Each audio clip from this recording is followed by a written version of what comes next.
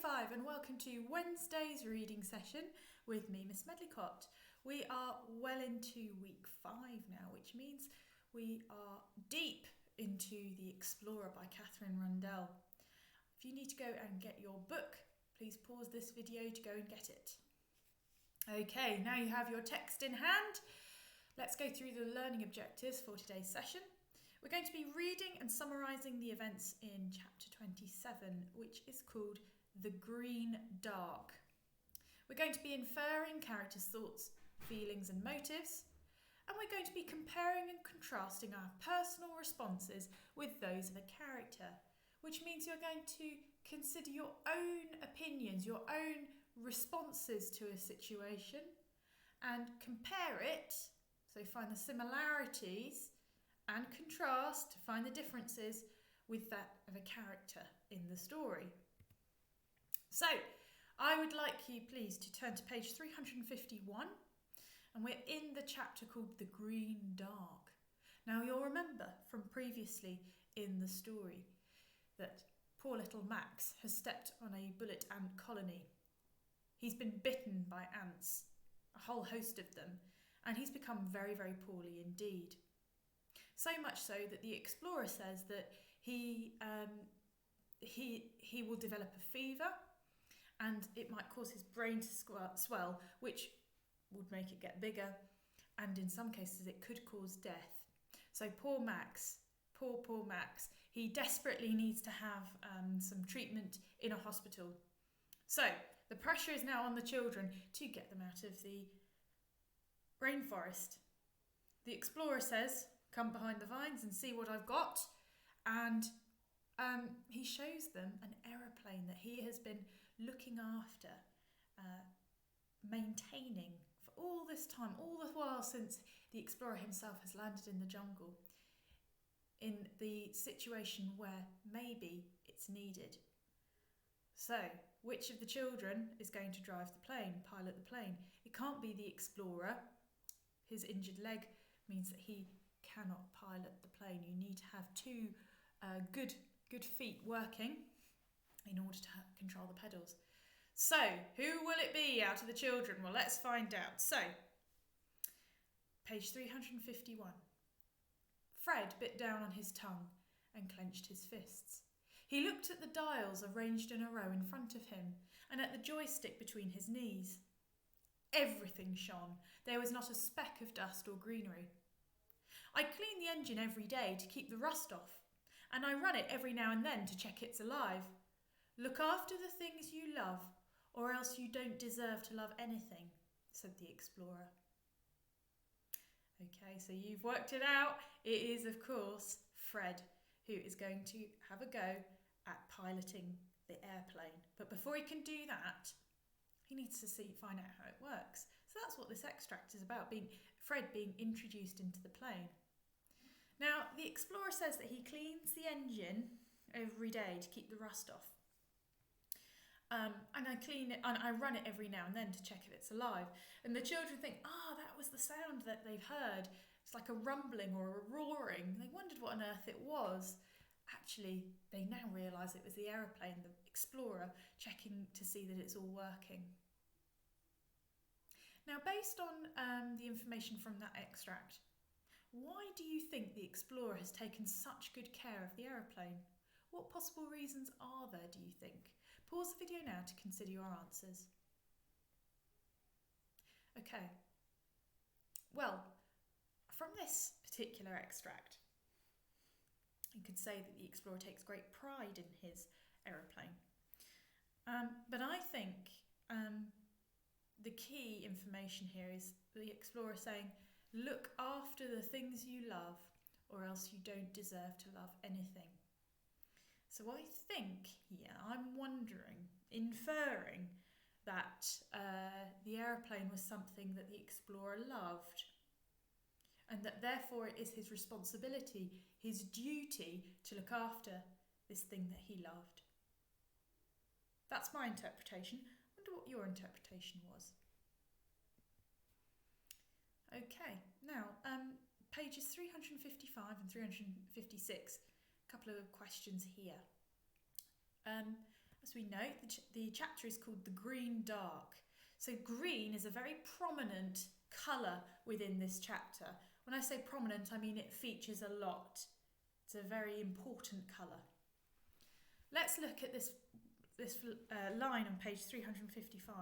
The sky above him was crisscrossed with green. Here's a crisscross of green. Explain why you think the sky is described as green. What do you think that is showing? Why? The second question. The jungle was an infinite sweep of green. Can you think of a synonym for infinite? Think of the word infinity. Infinite. What does a sweep of green make you think of?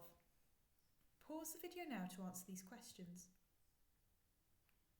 Okay, so now that you've had a chance to answer those questions for yourselves, why do we think the sky is described as green? I think it's because it's to give this idea of the vines and the dense canopy of the rainforest as creating this kind of crisscross effect. If you think of if you've been out in the woods and the trees have been in bloom and you look up at the sky and you're underneath a very thick kind of canopy of leaves, for example, and you see the sunlight coming through, it gives the impression of a kind of crisscross, that the sky looks quite green. So it's to describe how the greenery around the children, above the children, is making it look as though the sky is itself green. The jungle was an infinite sweep of green. So infinity means it goes on and on and on forever and ever. So if it's infinite, it is endless. It doesn't have an end. So a synonym for infinite, we could say endless, continuous, eternal. Wonder what you put. What does a sweep of green make you think of? To me, a sweep of green, it just reminds me of a paintbrush sweep across. And it's giving that idea of a sort of, if you use a brush to sweep up dust, for example, it's that sound as well. This idea of movement, a flow, the direction, maybe the shape as well of the green. It's really giving this idea that the rainforest is alive, teeming with life.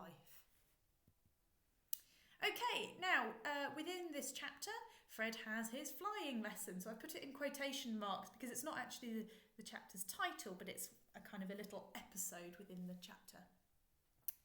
Here's what a very small aircraft would look like. This is not the exact one from the Explorer. Remember that the one in the Explorer has yellow, not blue. But nevertheless, it gives you an idea of the sort of aircraft that Fred would be having a go at piloting with the Explorer alongside him as a kind of a training session. How would you be feeling if you were Fred, right? Looking at the dials of this aircraft. You've never flown a plane before.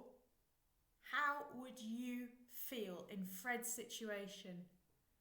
Now imagine that you are the Explorer who is trying to train a boy of about 13, 14, no more than that, to try and fly this plane. They're under intense pressure because we've got poor little Maxie, who's very poorly and in need of a hospital treatment to make him feel better from that nasty ant bite. How do you think the Explorer feels? Would he feel desperate for Max? Would he feel impatient and irritated with Fred for not understanding how to do things?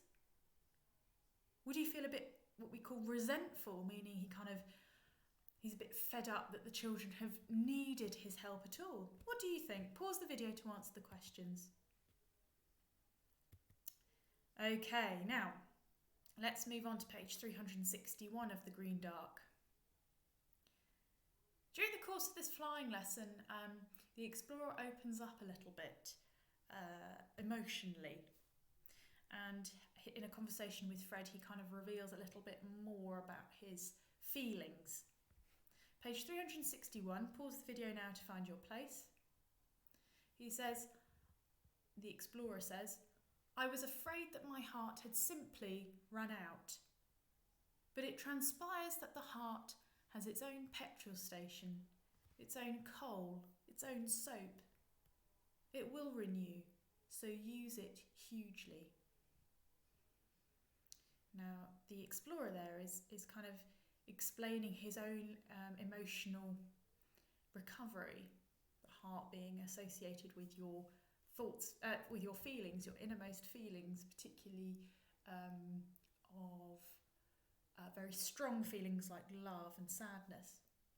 And we know that the explorer has had a sad past about his wife who died, his son who also died. He's talking about how the heart can recover. Now I want you just to look at this little extract. How is the heart like an aeroplane? So what could you pick out there to compare the heart with an aeroplane? Pause the video now to have a go. Okay, so the heart is like an aeroplane. It uses petrol, it needs coal,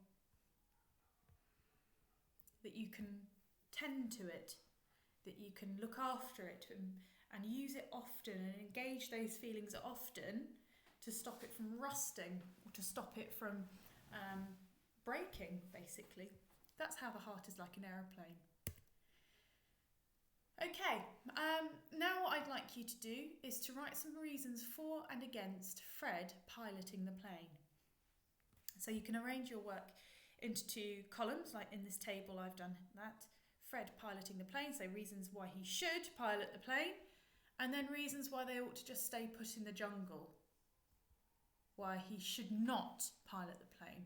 So I want you to have a think about those and write down your answers. Create a table of reasons for and against Fred piloting the plane. Okay, now you've had a chance to do that. The reasons for Fred piloting the plane, you might have included things like, well, Max might die if they don't try to get out of the rainforest. There's a chance that they might survive the plane journey and that they would be able to be rescued and go home. Fred piloting the plane is possibly the only option, rather than, the explorer can't do it, Max clearly can't do it, Lila and Con are not quite as old as Fred, and certainly Con is not as confident. Reasons to stay put in the jungle. Well, there's no chance then that they would die in the plane crash. They would stay with the explorer, who might be able to help them further, and they might be able to find another way out. Yet, I wonder which you think, on balance, if you had to weigh up those reasons for and against, which would you go for or against? Okay, Year 5, well done for all your hard work today. Tomorrow's lesson, we're going to be finding out what happens next in the story. After Fred has had his little flying lesson, we're going to approach Waiting for Dawn, the next chapter. If you can read on, that would be fantastic. If not, don't worry, we will go through those main events in tomorrow's lesson. I'll see you all next time.